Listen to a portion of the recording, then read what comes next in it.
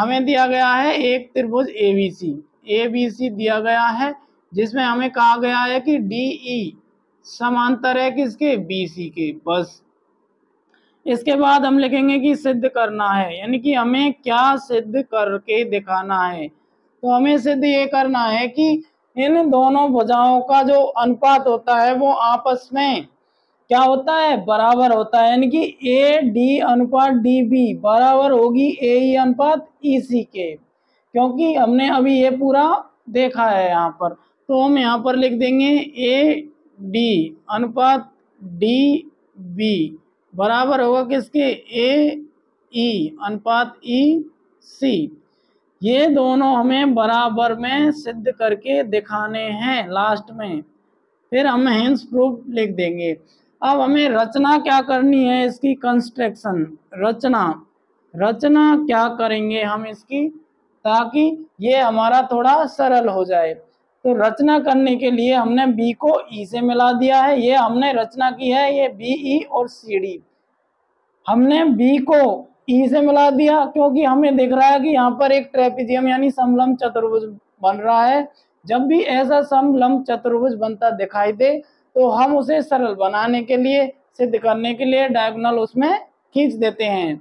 तो हमने बी को ई से मिलाया है, इसका विकर्ण बन गया, सी को डी से मिला दिया है और ये डी बी सी ई का दो विकर्ण बन गए हैं, बी ई और सी डी। इसके बाद हमने क्या किया, हम जानते हैं कि एक ऑब्ट्यूज ट्रायंगल जो होता है, अधिक कोण त्रिभुज, उसमें जब हम लंब डालते हैं उसके किसी भुजा से, तो उसका एक लंब यानी परपेंडिकुलर तो अंदर इसमें डलता है त्रिभुज में, लेकिन दो बाहर डलते हैं। अब हमें बी डी ई त्रिभुज की क्या चाहिए, ऊंचाई चाहिए। तो जब हम बी डी ई त्रिभुज की ऊंचाई निकालेंगे, इसको आधार मानते हुए बी डी को इसकी ऊंचाई निकालेंगे, तो हम क्या करेंगे, इस भुजा को आगे बढ़ाएंगे यहाँ तक, और इससे ई से जब इस पे लंब डालेंगे तो एफ पर यहाँ पर डलता है।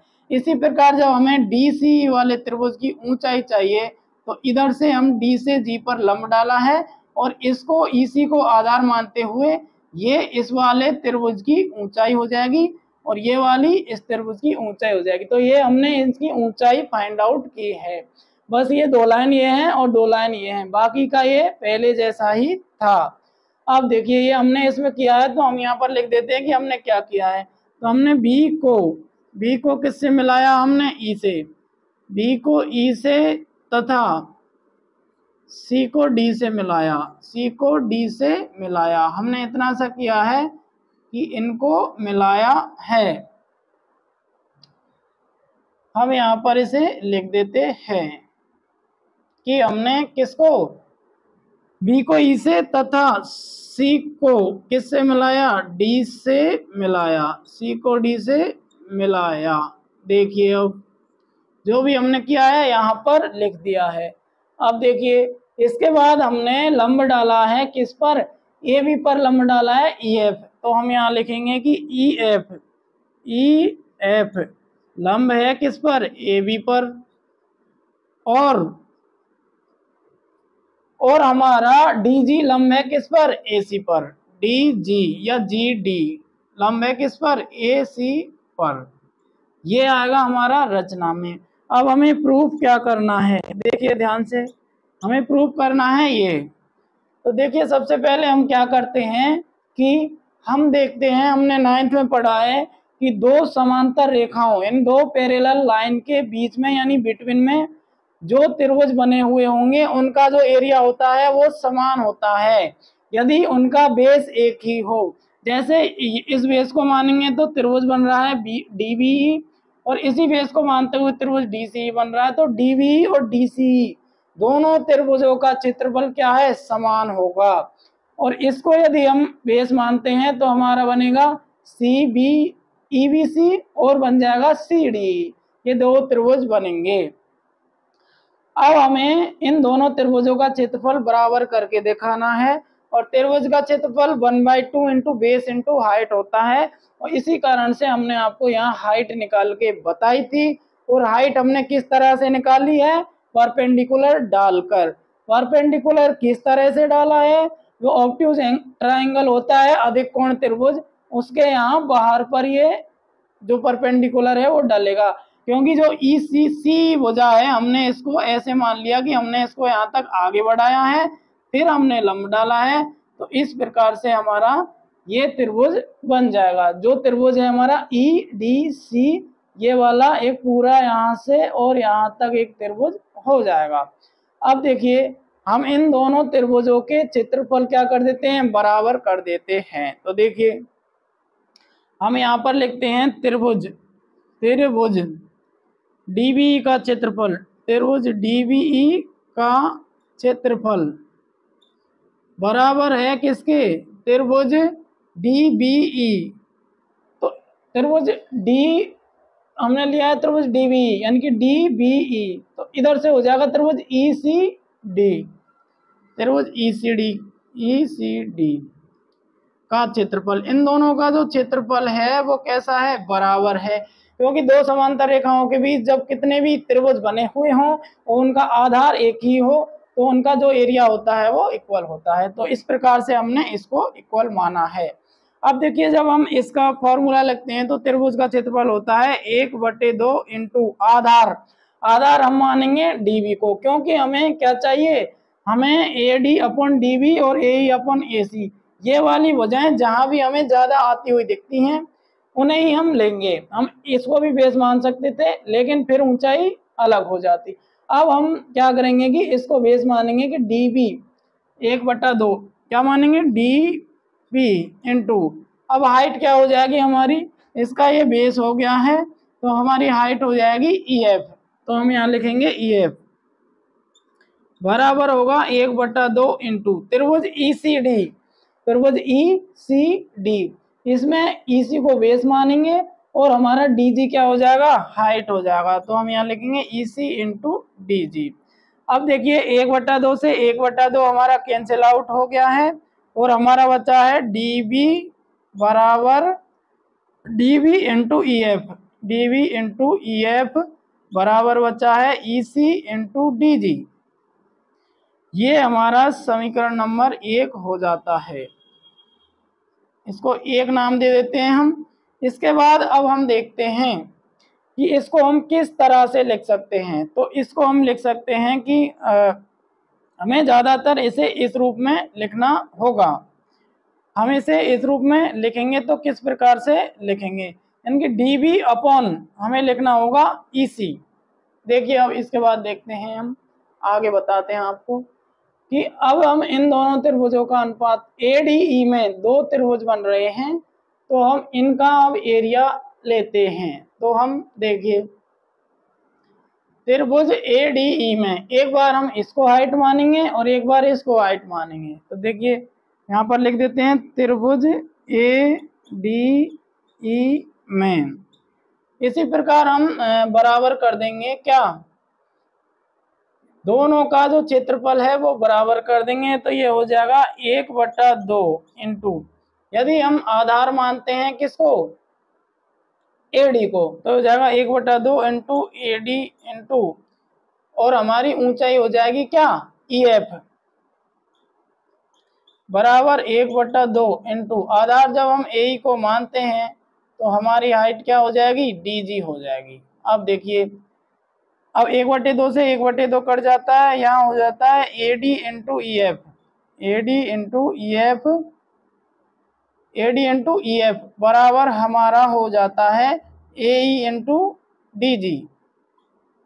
अब देखिए हमें निकालना है ई एफ बराबर ए इंटू ए डी, ये इसको हम 2 नंबर नाम दे देते हैं, इसको नाम दे देते हैं 2। अब देखिए 1 से हम क्या देखते हैं, यहाँ पर 1 से हमारा हो जाता है कि डी बी अपॉन ई सी, तो यहाँ पर हो जाता है 1 से डी बी अपॉन ई सी, क्योंकि ये डी बी है और ई सी इधर आएगा तो भाग में हो जाएगा बराबर, ये डी जी है उधर डी जी और इधर ई एफ जाएगा तो ये ई एफ इधर भाग में हो जाएगा। इस तरह से ये यहाँ पर आता है। और इधर जब हम 2 से देखते हैं तो हमें A D upon A upon A हो जाता है, यहाँ पर लिख देते हैं हम ए डी अपॉन ए ई, बराबर हमारा हो जाएगा, क्योंकि देखिए ध्यान से यहाँ पर कि एडी है और जो ए ही है ये गुणा में है, इधर आएगा तो भाग में हो जाएगा। इसी प्रकार ई एफ उधर जाएगा तो भाग में हो जाएगा, तो इधर हो जाएगा D G upon E F.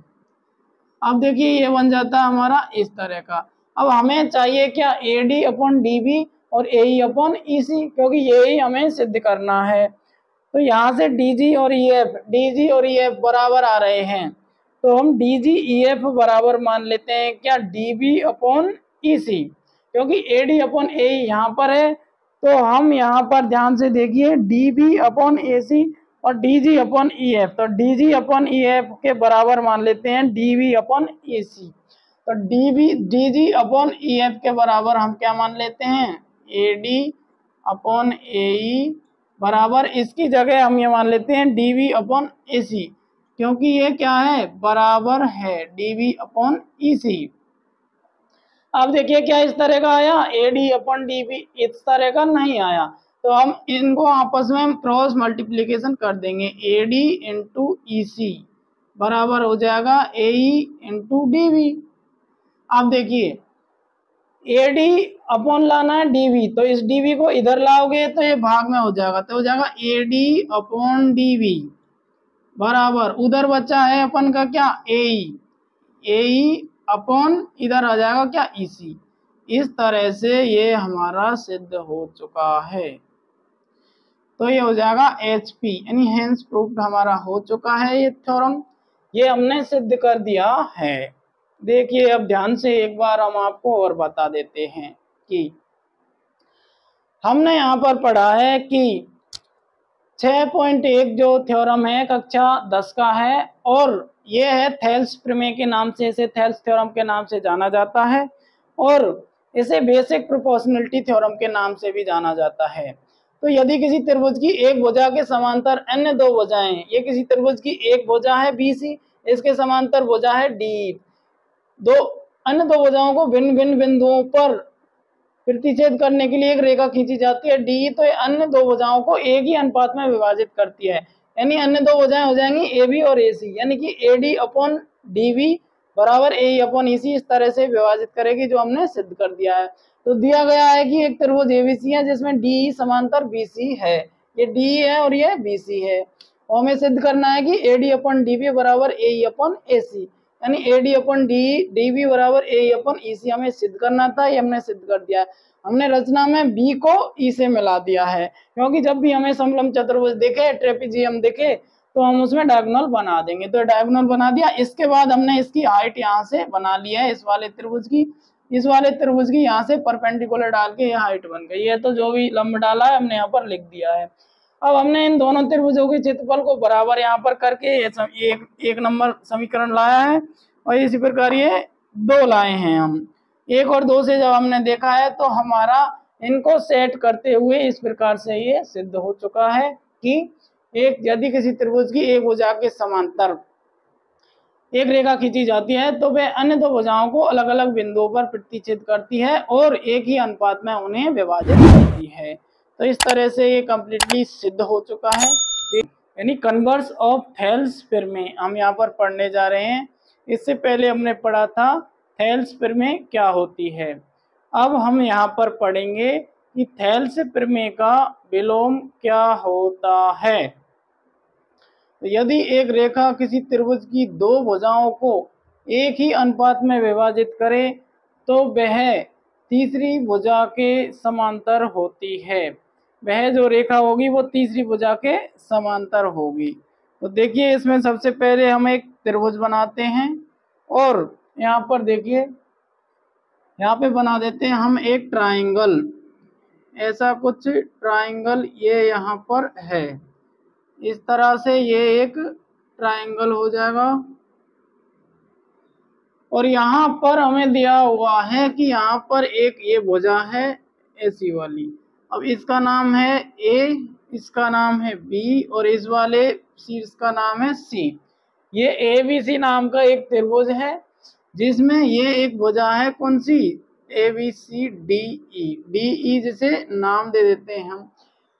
यदि एक रेखा किसी त्रिभुज की दो भुजाओं को, इन दोनों भुजाओं को ये वाली रेखा एक ही अनुपात में विभाजित करे तो वह तीसरी भुजा के समांतर होती है। एक ही अनुपात में के लिए हम यहाँ पर लिखेंगे कि हमारा AD अपॉन DB बराबर हो जाएगा AE अपॉन EC।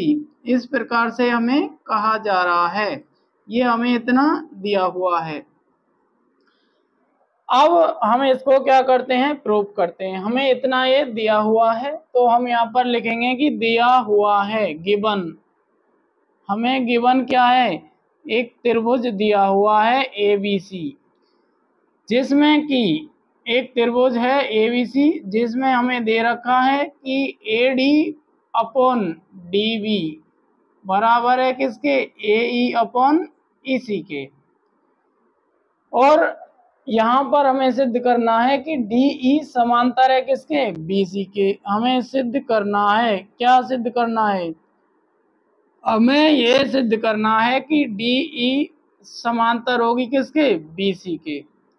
ये हमें सिद्ध करना है। तो देखिए अब हम सिद्ध करने के लिए क्या करते हैं कि DE जो इसके समांतर हमें दी हुई है, हम इसे इसके समांतर नहीं मानकर चलते हैं। तो माना कि हम यहाँ पर लिखते हैं कि माना कि DE समांतर नहीं है किसके, BC के। DE समांतर BC के नहीं है तो कोई रेखा तो होगी जो BC के समांतर होगी, क्योंकि एक बिंदु से हम क्या अनंत रेखाएं खींच सकते हैं। तो ऐसी कोई सी रेखा जो आएगी जो BC के समांतर होगी। तो माना कि हम DE को न मानकर उसे क्या मान लेते हैं, उसे यहाँ पर हम सपोज करके ये मान लेते हैं F, इसे नाम दे देते हैं F। तो हम मानते हैं कि DF समांतर है किसके, BC के। अब हम यहाँ पर मानते हैं कि DF और समांतर है यानी पैरेलल है किसके, BC के। जब DF समांतर है BC के तो थेल्स जो थ्योरम आपने पढ़ी थी उसके द्वारा हम देखते हैं। तो हम यहाँ पर लिख देते हैं कि थेल्स प्रमेय से क्या होगा, थेल्स प्रमेय से हो जाएगा कि AD अपॉन DB बराबर AF अपॉन FC। देखिए यहाँ पर हो जाएगा AD अपॉन DB बराबर है किसके, AF अपॉन FC के। ये दोनों क्या हैं, बराबर हैं। इसके बाद जब हम यहाँ से देखते हैं कि ये इसके बराबर है अकॉर्डिंग टू थेल्स प्रमेय, ये दोनों क्या हैं, बराबर हैं। अब हम इसे एक नाम दे देते हैं, ये हो जाएगा हमारा समीकरण 1। इसके बाद जब हम क्वेश्चन में जो दिया हुआ है इसे हम क्या नाम दे देते हैं, 2 नाम दे देते हैं। यहाँ पर इसे हम 2 नाम दे देते हैं। अब जब 2 और 1 से हम देखते हैं कि AD अपॉन DB और AD अपॉन DB दोनों में क्या है, समान है, तो हम इन दोनों को क्या कर देते हैं, बराबर कर देते हैं। तो हम यहाँ पर लिखते हैं कि समीकरण 1 व 2 से, 1 व 2 से हम क्या करते हैं कि AF अपॉन FC बराबर हो जाएगा किसके, AE अपॉन EC के। ये दोनों बराबर हैं। अब हम इन दोनों पक्षों में एक जोड़ने पर हम क्या करेंगे कि दोनों पक्षों में एक जोड़ेंगे। हम यहाँ पर लिख देंगे दोनों पक्षों में एक जोड़ने पर, क्योंकि दोनों तरफ यदि हम एक जोड़ते हैं तो उससे कोई फर्क नहीं पड़ेगा और हमारे इसका मैनेजमेंट सही हो जाएगा। अब देखिए इधर जब हम एक जोड़ते हैं तो ये हो जाएगा AF अपॉन FC प्लस 1 बराबर में हो जाएगा AE अपॉन EC बराबर 1। अब इसका हम LCM लेंगे यहाँ पर, तो FC हमारा LCM आ जाएगा और यहाँ पर हो जाएगा FC से FC कट जाएगा तो हो जाएगा AF प्लस FC बराबर हो जाता है किसके, यहाँ पर LCM EC आ जाएगा और ये हो जाएगा AE प्लस EC। अब देखिए ध्यान से कि जो AF प्लस FC यानी AF और FC को हम AC कह सकते हैं। A F plus F C और पूरी लाइन हमारी एक में कहें तो ए सी हो जाएगी।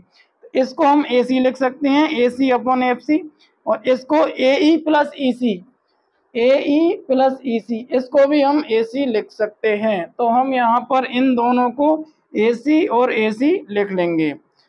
अब देखिए यहाँ पर इसे करते हैं हम, ये लाइन ड्रॉ कर देते हैं यहाँ पर। अब देखिए ये हो जाएगा अपन का ए सी, तो यहाँ पर थोड़ी सी जगह है तो यहाँ पर हम ए सी कर देते, ए सी अपॉन एफ सी बराबर में हो जाएगा ए सी अपॉन एफ ई सी। तो देखिए ए सी से यहाँ पर ए सी कैंसिल आउट हो जाएगा और ये बचेगा 1 अपॉन एफ सी और 1 अपॉन ई सी, ये दोनों बच जाएंगे। अब देखिए ये इससे कैंसिल आउट हो जाएगा तो हमारा बच जाएगा एफ सी बराबर ई सी, यहाँ पर बचा है एफ सी बराबर ई सी। अब इसको ध्यान से देखिए कि क्या एफ सी बराबर ई सी हो सकता है। एफ सी यानी कि यहाँ से लगा के यहाँ से और यहाँ तक इसके बराबर है ई सी, ऐसा तो पॉसिबल ही नहीं है कि एफ सी के बराबर ई सी हो, ऐसा हो ही नहीं सकता, साफ साफ दिख रहा है। तो ये हमें क्या आ रहा है, विरोधाभास आ रहा है, हमें ये विरोधाभास कंट्राडिक्शन प्राप्त हो रहा है कि एफ सी ई सी के बराबर नहीं है। तो हम यहाँ पर लिखेंगे यह क्या है, कंट्राडिक्शन यानी विरोधाभास है, यह विरोधाभास है। इसलिए डीई समांतर है बीसी के, क्योंकि हमने क्या माना था कि डीई समांतर नहीं है बीसी के, हमने ये माना था कि डीई बीसी के समांतर नहीं है, हमने ये माना था, और हमारा इसीलिए यहाँ पर विरोधाभास आ रहा है। इसलिए हम कह सकते हैं कि हमारा ये सत्यापित हो चुका है कि डीई समांतर है बीसी के। अतः सत्यापित होता है कि डीई समांतर है किसके, बीसी के, डीई समांतर है बीसी के, ये हमारा यहाँ से करेक्ट होता है। तो इस प्रकार से हमने देखा है कि किस प्रकार से हम थेल्स प्रमेय का विलोम आपको बताएंगे। तो हमने आपको यहाँ पर बताया कि जो थेल्स प्रमेय होती है उसका कन्वर्स क्या होता है। यदि एक रेखा किसी त्रिभुज की दो भुजाओं को एक ही अनुपात में विभाजित करे तो वह तीसरी भुजा के समांतर होती है। तो यहाँ पर हमने आपको अच्छी तरह से समझा दिया है कि ये एक त्रिभुज है और इसमें ये भुजा इसके समांतर है, और ये जो भुजा है डी ये इस तीसरी भुजा के समांतर है, और ये इन दोनों भुजाओं को समान अनुपात में विभाजित करती है। इसके लिए हमने इसका कंट्राडिक्शन माना था कि DE is not parallel to BC, DE है वो BC के पैरेलल नहीं माना, तो कोई तो ऐसी लाइन होगी जो BC के पैरेलल होगी। तो उसके लिए हमने इसको लेट किया है DF को, और इसको जब हमने माना है तो उसके लिए हमने क्या है, इसको कल्पना में माना था। तो यहाँ पर ये कंट्राडिक्शन निकल के आया है। तो इस प्रकार हम कह सकते हैं कि जो DE है वो BC के समांतर होगी। तो इसे कंप्लीट पूरा देख लीजिए यहाँ तक, और इसके बाद हम अगला थ्योरम रीड करते हैं।